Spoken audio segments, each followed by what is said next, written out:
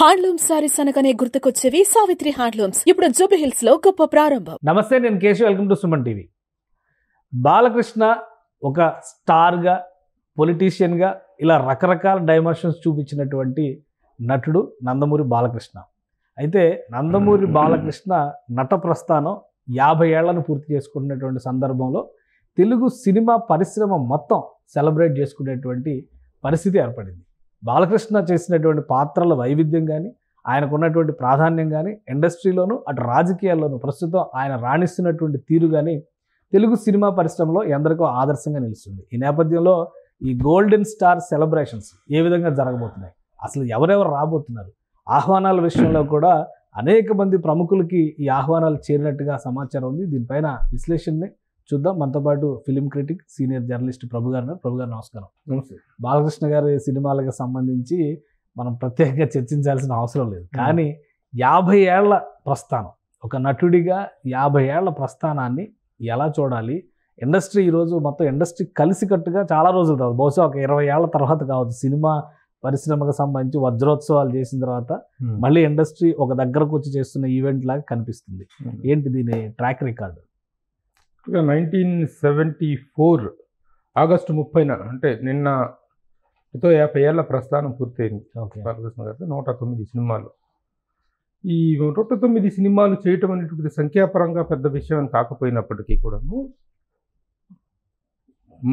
Success పరంగా, quality పరంగా, quantity పరంగా అన్ని any aspect comprehensive film career అనేటువంటిది బాలకృష్ణ కెరీర్లో కనిపిస్తూ ఉంటుంది. ఏ జోనర్ను కూడా టచ్ చేయకుండా ఉన్నటువంటి జోనర్ లేదు. ఇప్పుడున్నటువంటి జనరేషన్లో రామారావు గారి తర్వాత అన్ని జోనర్స్ టచ్ చేసిన one and only star Balakrishna. No doubt about that. Nobody competes. ఆ పర్టికులర్ ఆస్పెక్ట్లో మాత్రం nobody can compete or nobody can be compared. అంత విస్తృతమైనటువంటి కెరీర్. మరోవారు అప్పటి నుంచి తర్వాత కంటిన్యూస్గా ఒక కెరీర్ కొనసాగటం అనేటువంటిది చాలామందికి మధ్యలో ఒక హీరో కెరీర్ అనేటువంటిది 25 ఏళ్ళు ఉంటుంది, 30 ఏళ్ళు ఉంటుంది. మన రామారావు గారిని చూసుకున్నా, నాగేశ్వరరావు గారిని చూసుకున్నా, అందరిని చూసుకున్నా 35, 40 ఏళ్ళు తర్వాత క్యారెక్టర్స్ వైపు టర్న్ అవటం జరిగింది. కానీ 50 సంవత్సరాల పాటు హీరోగా ప్రాధాన్యత కలిగినటువంటి హీరో పాత్రలు మాత్రమే చేస్తూ 50 సంవత్సరాల సుదీర్ఘమైనటువంటి కెరీర్ని కొనసాగిస్తూ అనేటువంటి it is not a joke. The ultimate.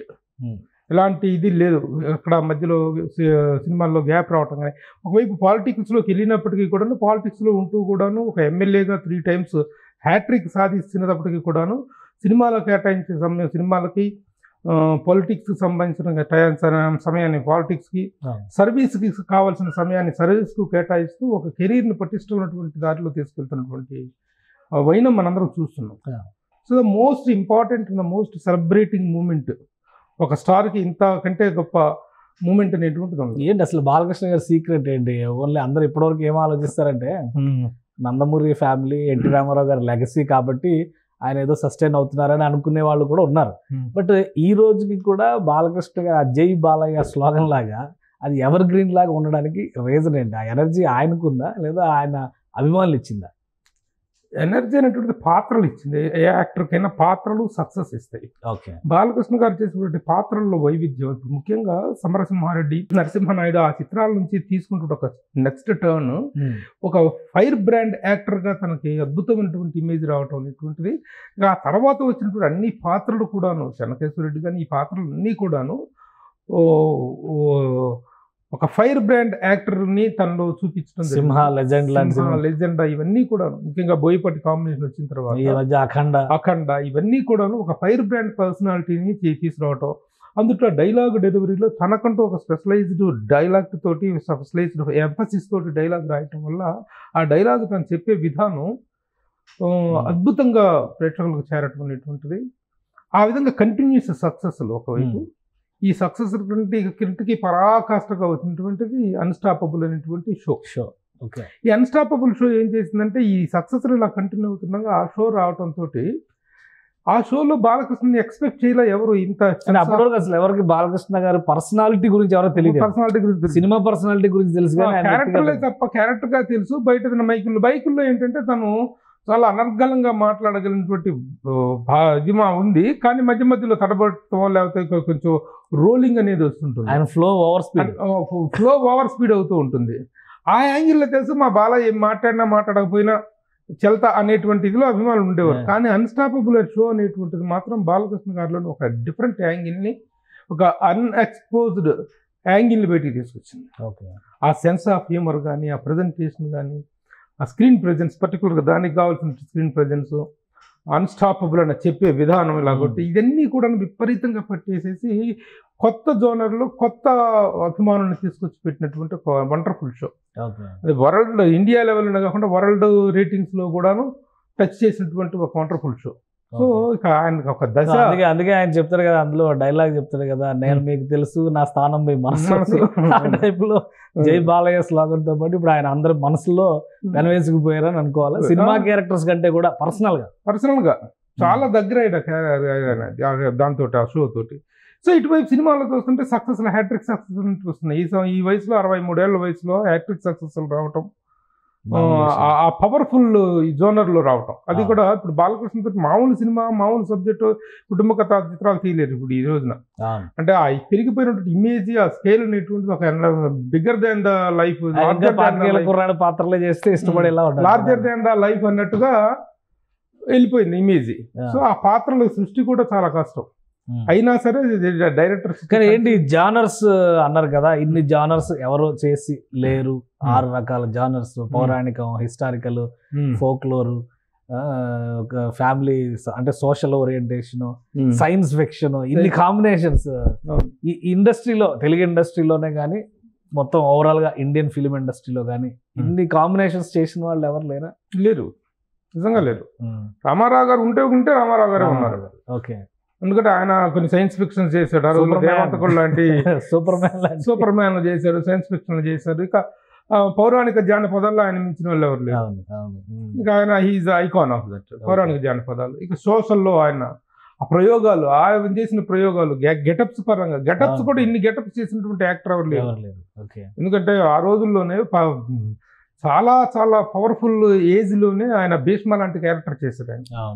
అలాగే మీరు ఆదిత్య 369 లో చేసినటువంటి ఆ కురిపి క్యారెక్టర్లు కానీ, ముసలి గెటప్స్, డిఫరెంట్ గెటప్స్, భైరవద్వీపం, వీటన్నిటి కూడా నా భైరవద్వీపంలో చేసిన కురిపి గెటప్, ఇవన్నీ కూడా ఛాలెంజింగ్ క్యారెక్టర్స్. ఒక నటుడికి ఛాలెంజ్ అనిపిస్తున్నటువంటి పాత్రలు ఇవి. సో మీరు పర్సనల్ గా కూడా మాట్లాడతారు కదా బాలకృష్ణ గారితో, అసలు ఏంటి ఆయనకి ఇవన్నీ బై చాయిస్ ఆయనకి వచ్చినాయి అనుకోవాలా, లేదంటే ఆయన ఎంచుకుని ఇలాంటివి చేయాలి అనే దానికోసం ప్రయత్నం చేస్తుంది? ఏ ప్రయత్నాలు చేయడు ఆయన. వచ్చిన దానిలో ఉన్నటువంటి విషయం ఏంటో గ్రహించగలిగినటువంటిది మాత్రం ఉంది. ఓకే, ఈ క్యారెక్టర్ మనం చేస్తున్నాం, ఒకవేళ సినిమా కనుక పోతే దాని మీద నెక్స్ట్ అనేటువంటి మూమెంట్ తప్పదు. మళ్ళీ దాని మీద డిస్కషన్స్, దాని మీద సంతాప సభలు ఏమి ఉండవు. అయిపోయింది, నెక్స్ట్ ఏంటి ఎలా సెలబ్రేట్ చేస్తుంది ఫిల్మ్ ఇండస్ట్రీ మొత్తం చాలా కాలం తర్వాత? అందరూ కలిసికట్టుగా, పైగా 2 రాష్ట్రాల సీఎంలకి ఇన్విటేషన్స్ ఇచ్చారు. అలానే దక్షిణాది ఫిల్మ్ ఇండస్ట్రీ మొత్తం బాలీవుడ్ నుంచి కూడా కొంతమందిని ఆహ్వానాలు వెళ్ళినట్టుగా ఉంది. సో ఎవరెవరు వస్తున్నారు, ఈవెంట్ విశేషాలు ఏంటి? ఎవరెవరు వస్తున్నారు అనేటువంటి విషయాన్ని సెక్యూరిటీ రీజన్స్ దృష్ట్యా ఎంత ట్రై చేసినా సరే producer film chamber of commerce వాళ్ళు బయట పెడతారు. That will be declared only on the dais చూసుకోవటం తప్ప ముందుగా వీళ్ళు వస్తున్నారు వాళ్ళు వస్తారు అనేటువంటి డిక్లేర్ ఇవ్వట్లేదు. అంటే ప్రోగ్రామింగ్ కూడా చాలా సీక్రెట్ గానే పెడుతున్నారు. యాక్చువల్గా రేపు పొద్దున అంటే ప్రణవాళ్ళు వస్తున్నారు. అయితే తెలిసిన సమాచారం ఏంటో ఉభయ రాష్ట్రాల ముఖ్యమంత్రులు చంద్రబాబు నాయుడు గారు, రేవంత్ రెడ్డి గారు, అలాగే కేంద్ర రాష్ట్ర మంత్రులు, ఉభయ రాష్ట్రాల మంత్రులు, కేంద్ర మంత్రులు పార్టిసిపేట్ చేస్తున్నారు. రజనీకాంత్ గారు వస్తారు అనుకున్నారు కానీ డౌట్ అంట. ఇక్కడ మన హీరోల్లో హూ ఎవర్ ఈజ్ అవైలబుల్, ఊర్లో లేకపోవడం అనేటువంటిది తెలీదు. Whoever is available they are coming. 2 discussions అవుతున్నాయి. ఇవన్నీ కొంతమందికి ఆహ్వానాలు ఇవ్వలేదని, కొంతమంది ఆహ్వానించిన వచ్చే పరిస్థితిలో లేరన్నారని. అంటే ఒక 2 పేర్లు అయితే బాగా వైరల్ అవుతున్నాయి సోషల్ మీడియాలో. ఒకటి జూనియర్ ఎన్టీఆర్ అసలు పిలవలేదు అంటున్నారు. 2 అల్లు అర్జున్ గారికి ఆహ్వానం ఇచ్చారు కానీ బట్ ఆయన వచ్చే పరిస్థితిలో లేరు అంటున్నారు. నిజమేనా ఇది? ఆహ్వానాలు అందరికీ ఎన్ని, మూవీ ఆర్టిస్ట్ అసోసియేషన్ నుంచి 80 మంది హీరోలకి ఇన్విటేషన్స్ ఎన్ని నాకు తెలుసు. 80కి పైగా మూవీ ఆర్టిస్ట్ నుంచి ఇన్విటేషన్స్ ఎన్ని. అయితే ఆ ఇన్విటేషన్స్ వెళ్ళినప్పుడు వెళ్ళిన విధానంలో వాళ్ళు ఏదైనా ఎక్స్పెక్టేషన్స్ రీచ్ అవ్వలేదో ఏమో. అల్లు అర్జున్ కూడా వస్తున్నారనే తెలిసింది. ఓకే. అల్లు అర్జున్ సో వస్తున్నారు. ఒక డయాస్ మీద వీళ్ళందరినీ చూసే అవకాశం అయితే వస్తుంది బాలకృష్ణ గారి Galaxy of stars. Okay. Film stars అందరినీ, అలాగే హీరోయిన్స్ వాళ్ళు వీళ్ళందరూ చాలా మందిని బాలకృష్ణ గారితో యాక్ట్ చేసిన హీరోయిన్స్ అందరూ వస్తున్నారు. 129 మంది లిస్ట్ అవకాశం లేదు, కానీ ఇప్పుడు చాలా మంది మామలు అయి ఉంటారు. వాళ్ళు ఎవరు వచ్చారంటే, ఎందుకంటే 109 films, 129 heroines. That is the highest record heroines. ఎందుకంటే ఒక దశలో నుంచి అంత ముందు ఇద్దరు హీరోయిన్లు అనేటువంటిది ఉండేది కాదు. ఒక దశలో ఇద్దరు హీరోయిన్లు స్టార్ట్ కాంబినేషన్స్ అన్ని ఇద్దరు హీరోయిన్లు. మంగమ్మ గారి మనవడ దగ్గర నుంచి నారి నడుము అన్ని డబుల్ వచ్చింది. డబుల్ హీరోయిన్, విచిత్ర సోదరులు ఇవన్నీ. అది ఎందుకంటే గతంలో ఆ రికార్డు మామూలుగా ఇద్దరు హీరోయిన్ల రికార్డు సోహన్ బాబు గారి పేరు మీద ఉండేది. ఇంకా ప్రతి సినిమాలో ఇద్దరు హీరోయిన్లు ఉంటాం.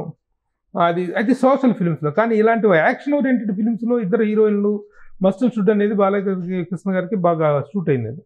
సో 100 చేసిన సినిమాల సంఖ్య కంటే హీరోయిన్ల సంఖ్య ఎక్కువ కావడం అనేది ఒక రేర్ రికార్డ్. హైదరాబాద్ లో ఈ సెలబ్రేషన్ ఒక రేంజ్ మోత మోగించేటువంటి జై బాలయ్య నినాదంతో ఒక మోత మోగే అవకాశం ఉంటుంది. ఆ జై బాలయ్య అనేటువంటిది ఒక నినాదంగాను ఒక ఇదిగా మారిపోయింది. భలే ఆశ్చర్యంగా కల్ట్ గా పూరి జగన్నాథ్ చేసినటువంటి సృష్టి పైసా వసూలు సినిమా. అప్పటి నుంచి జై బాలయ్య అనేటువంటిది ఎక్కడ చూసినా, అసలు అకేషన్ అయినా కాకపోయినా, సందర్భం అయినా కాకపోయినా జై బాలయ్య. ఇప్పుడు బార్లో మందు కొట్టే వాళ్ళు కూడాను చీర్స్ అని చెప్పుకోవటం వదిలేసి జై బాలయ్య అని చెప్పుకోవటం స్టార్ట్ అయింది. రైట్. థ్యాంక్ యూ ప్రభు గారు, మీ అభిప్రాయాలు తెలియజేసినందుకు. ఇది బాలకృష్ణ గారి సినీ స్వర్ణోత్సవాల సందర్భంగా విస్తృతమైనటువంటి ఏర్పాట్లు చేశారు. గెలాక్సీ ఆఫ్ స్టార్స్ చూసేటువంటి అవకాశం రాబోతుందని ప్రభు గారు చెప్తున్నారు. నిజానికి పొలిటికల్ స్టార్స్ అలానే ఫిలిం స్టార్స్ వీళ్ళందరి కాంబినేషన్లో ఒక మెగా ఈవెంట్ జరగబోతుంది. సో బాలకృష్ణ గారికి 50 ఏళ్ల పరిశ్రమలో 50 ఏళ్ళు పూర్తయినప్పటికి కూడా మరిన్ని సంవత్సరాల పాటు ఆయన అదే స్థాయిలో అదే ఫాలోయింగ్తో కొనసాగుతారనేటువంటి నమ్మకం ఉంది అభిమానుల్లో కానీ, ఆయన చుట్టూ ఉన్న వారిలో కానీ అనేది ప్రభు గారు చెప్తున్నటువంటి మాట. ఇది special discussion. Keep watching. Suman టీవీలో మీ పర్సనల్ అండ్ బిజినెస్ ప్రమోషన్స్ కోసం కింది నెంబర్కి కాంటాక్ట్ చేయండి.